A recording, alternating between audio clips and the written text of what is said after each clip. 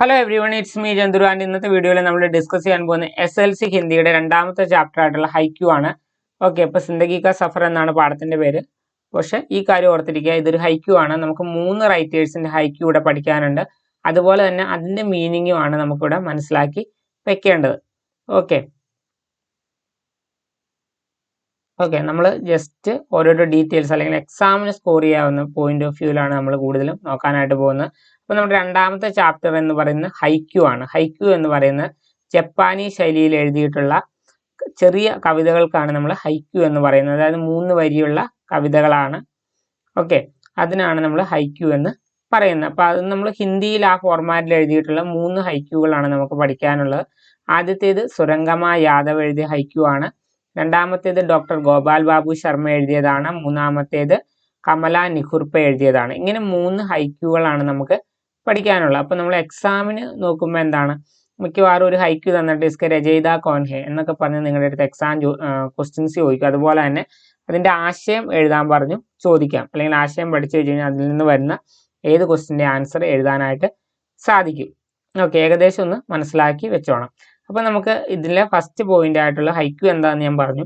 ഇനി അടുത്തതാണ് സുരംഗമ യാദവ്. അതുപോലെ തന്നെ എന്ന് വെച്ച് കഴിഞ്ഞാൽ എന്താണ്, നമ്മുടെ റൈറ്റേഴ്സിന്റെ പേരാണ്. സുരംഗമ യാദവ്, ഡോക്ടർ ഗോപാൽ ബാബു ശർമ്മ, അതുപോലെ തന്നെ കമല നിഖുർപ്പ. ഇതെങ്ങനെ കണ്ടുപിടിക്കാം, അല്ലെങ്കിൽ എന്താണ്, നമുക്ക് ഈ 3 വരി തരുന്നുണ്ട്, ഇത് ആരുടെ എഴുതിയതാണെന്ന് ചോദിച്ചു കഴിഞ്ഞാൽ നമുക്ക് എങ്ങനെ ആൻസർ ചെയ്യാൻ പറ്റും, ആ ഒരു പോയിന്റ് ഓഫ് വ്യൂവിലാണ് നമ്മൾ നോക്കുന്നത്.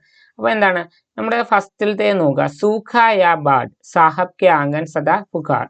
ഓക്കെ, സൂഖ യാ ബാഡ്, അതിന്റെ ഫസ്റ്റ് വേർഡ് എന്താണ്, സൂഖ എന്നാണ്. ഓക്കെ, സൂഖ എന്ന് പറയുന്നത് സായിലാണ് അത് സ്റ്റാർട്ട് ചെയ്യുന്നതെങ്കിൽ അത് എഴുതിയത് ആരാണ്, സുരംഗമ യാദവ് ആണ്. ഈ കാര്യം മനസ്സിൽ വെച്ചോളുക.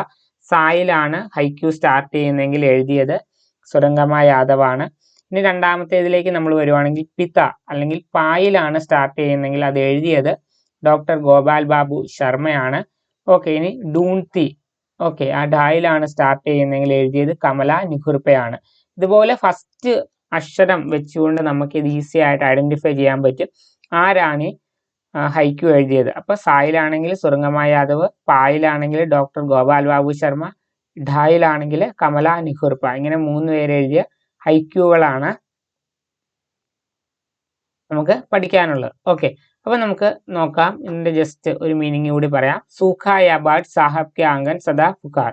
സൂഖ എന്ന് വെച്ച് കഴിഞ്ഞാൽ വരൾച്ച എന്നാണ്. ബാഡ് എന്ന് വെച്ച് കഴിഞ്ഞാൽ വെള്ളപ്പൊക്കം. അതായത് വരൾച്ച വന്നാലും വെള്ളപ്പൊക്കം വന്നാലും സാഹബിന്റെ ആംഗൻ എന്ന് വെച്ച് കഴിഞ്ഞാൽ മുറ്റം.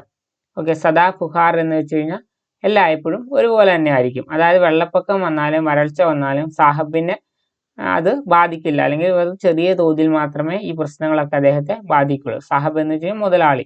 ഓക്കെ, അതാണ് ആദ്യത്തേതിന്റെ മീനിങ്. ഇനി രണ്ടാമത്തേതാണ് പിതാനെ ഡൂണ്ടി ലാഠ്യാം ബുഡാപ്പേക്ക് ദിക്തി നഹി. ഡോക്ടർ ഗോപാൽ ബാബു ശർമ്മ എഴുതിയ ഹൈക്യു ആണ്.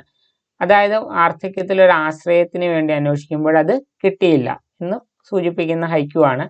പിതാനെ ഡൂണ്ടിന എന്ന് വെച്ച് കഴിഞ്ഞാൽ അന്വേഷിക്കുക, ലാഠ്യാം എന്ന് വെച്ച് കഴിഞ്ഞാൽ ഇവിടുത്തേത് സഹാര അല്ലെങ്കിൽ ഒരു ആശ്രയത്തിനെ സൂചിപ്പിക്കുന്നതാണ്. ബുഡാപ്പ എന്ന് വെച്ച് കഴിഞ്ഞാൽ വാർദ്ധക്യം, അതായത് വാർദ്ധക്യത്തിൽ ഒരു ആശ്രയത്തിന് വേണ്ടി പോയപ്പോൾ കിട്ടിയില്ല. ഓക്കെ, ഇതാണ് ഡോക്ടർ ഗോപാൽ ബാബു ശർമ്മ എഴുതിയതാണ്. ഇതിന്റെ നമ്മൾ ഡീറ്റെയിൽ ആയിട്ട് വീഡിയോ ഓൾറെഡി അപ്ലോഡ് ചെയ്തിട്ടുള്ളതാണ്, അപ്പൊ അത് നോക്കുക. ഇനി അടുത്താണ് ഡൂൺതി രഹി ബർഫീലി നഗരിമൻ നേഹയ്ക്ക് ആജ്. കമല നിഖുർപ്പ എഴുതിയതാണ്. അപ്പം ഇഡ്ഡായിലാണ് തുടങ്ങുന്നതെങ്കിൽ ഡൂൺതി രഹി. ഓക്കെ, ആ ഡൂണ്ടിന എന്നുള്ള അതിൽ സ്റ്റാർട്ട് ചെയ്യുന്നതാണെങ്കിൽ കമല നിഖുർപ്പ എഴുതിയതാണ്. ഓക്കെ, അതുപോലെ ഡൂൺതി രഹി ബർഫീലി നഗരി. ഡൂൺതി രഹി എന്ന് വെച്ചാൽ അന്വേഷിച്ചുകൊണ്ടിരിക്കുക. അതായത് തണുപ്പുള്ള സ്ഥലത്ത് എന്താണ്, ഒരു സ്നേഹത്തിന്റെ ചൂട് അന്വേഷിച്ചു കഴിഞ്ഞാൽ ഒരിക്കലും, അല്ലെങ്കിൽ മരവിച്ചിരിക്കുന്നിടത്ത് സ്നേഹത്തിന്റെ ചൂട് അന്വേഷിച്ചാൽ ഒരിക്കലും കിട്ടില്ല. അത് എഴുതിയത് കമല നിഖുർപ്പയാണ്. അപ്പൊ ഇതാണ് 3 ഹൈക്യു, നമുക്ക് പഠിക്കാനുള്ള 3 ഹൈക്യു ഇതാണ്. ഓക്കെ, അപ്പൊ നമ്മൾ ഇതെങ്ങനെയാണ് ഇതിന്റെ നമ്മൾ ഹൈക്യുവിന്റെ മീനിങ് നമ്മൾ അല്ലാതെ വീഡിയോ ചെയ്ത് അപ്ലോഡ് ചെയ്തിട്ടുണ്ട്. അതായത് ക്ലാസ് 10 ഹിന്ദിയിൽ നിങ്ങൾ നോക്കുവാണെങ്കിൽ ഉണ്ട് ഡീറ്റെയിൽ ആയിട്ട്. ഓക്കെ, ഇനി ഇവിടെ നോക്കുവാണെങ്കിൽ ഞാൻ ആദ്യം പറഞ്ഞ പോലെ ഇത് എങ്ങനെ ഐഡന്റിഫൈ ചെയ്യാം, അതൊരു ഇമ്പോർട്ടൻറ്റ് ക്വസ്റ്റ്യൻ ആണ്. ഓക്കെ, അപ്പൊ അത് ആ രീതിയിൽ നിങ്ങൾ ഫസ്റ്റ് ലെറ്റർ വെച്ചുകൊണ്ട് ഐഡന്റിഫൈ ചെയ്യാൻ മനസ്സിലാക്കി വെച്ചോണം. ഇനി രണ്ടാമത്തെ സംഭവം എന്ന് വെച്ച് കഴിഞ്ഞാൽ ഇതിന്റെ മീനിങ് ആണ്. അതും കറക്റ്റ് ആയിട്ട് മനസ്സിലാക്കുകയാണെങ്കിൽ ഇതിൽ നിന്ന് വരുന്ന ക്വസ്റ്റ്യൻ ആൻസർ ഈസി ആയിട്ട് എഴുതാൻ പറ്റും. ഓക്കെ, അപ്പൊ നമ്മൾ ഇതിന്റെ ആക്ടിവിറ്റീസിൽ നോക്കി കഴിഞ്ഞാൽ വലിയ ആക്ടിവിറ്റീസ് ഒന്നും ഇതിൽ കൊടുത്തിട്ടില്ല. അപ്പൊ ഈ രീതിയിലുള്ള ക്വസ്റ്റ്യൻസ് തന്നെയായിരിക്കും ഇതിൽ നിന്ന് മിക്കവാറും വരിക. ഓക്കെ, അപ്പോൾ ഇതാണ് രണ്ടാമത്തെ ചാപ്റ്റർ. നമ്മളൊരു 5 മിനിറ്റിൽ നമ്മളത് ഒന്ന് പറഞ്ഞ് തീർത്തു എന്നേ ഉള്ളൂ. Okay, so guys see you in the next. തപ്പകലെ ഓക്കെ ബൈ.